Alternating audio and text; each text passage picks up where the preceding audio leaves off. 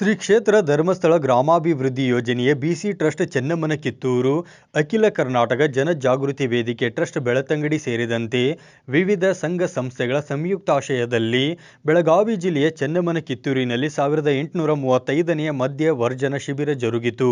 ಅಖಿಲ ಕರ್ನಾಟಕ ಜನಜಾಗೃತಿ ವೇದಿಕೆ ಟ್ರಸ್ಟ್, ಬೆಳಗಾವಿ ಜಿಲ್ಲೆಯ ಶ್ರೀ ಧರ್ಮಸ್ಥಳ ಮಂಜುನಾಥೇಶ್ವರ ದರ್ಶನ ಮುಕ್ತಿ ಹಾಗೂ ಸಂಶೋಧನಾ ಕೇಂದ್ರ, ಕರ್ನಾಟಕ ರಾಜ್ಯ ಮದ್ಯಪಾನ ಸಂಯಮ ಮಂಡಳಿ ಬೆಂಗಳೂರು ಇವರ ಮಾರ್ಗದರ್ಶನದೊಂದಿಗೆ ನಡೆದ ಉದ್ಘಾಟನೆ ಕಾರ್ಯಕ್ರಮದ ದಿವ್ಯ ಸಾನ್ನಿಧ್ಯವನ್ನು ಕಿತ್ತೂರು ರಾಜಗುರು ಸಂಸ್ಥಾನ ಕಲ್ಮಠದ ಪರಮ ಪೂಜ್ಯ ಮಡಿವಾಳ ರಾಜಯೋಗೇಂದ್ರ ಮಹಾಸ್ವಾಮಿಗಳು ವಹಿಸಿದ್ದರು. ಕಾರ್ಯಕ್ರಮದ ಉದ್ಘಾಟಕರಾಗಿ ಶಾಸಕ ಬಾಬಾ ಸಾಹೇಬ್ ಪಾಟೀಲ್ ಆಗಮಿಸಿದ್ದರು.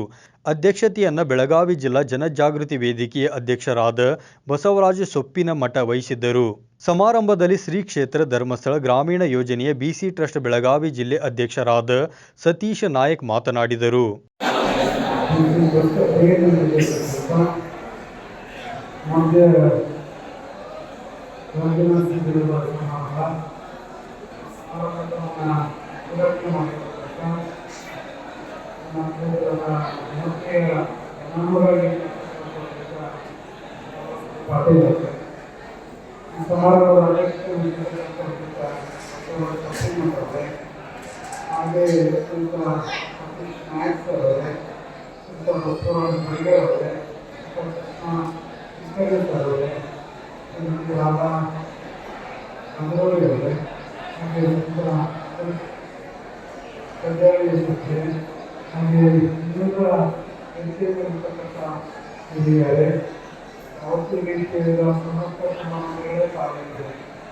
Rudrappa Hubballi 9 live news Kittur.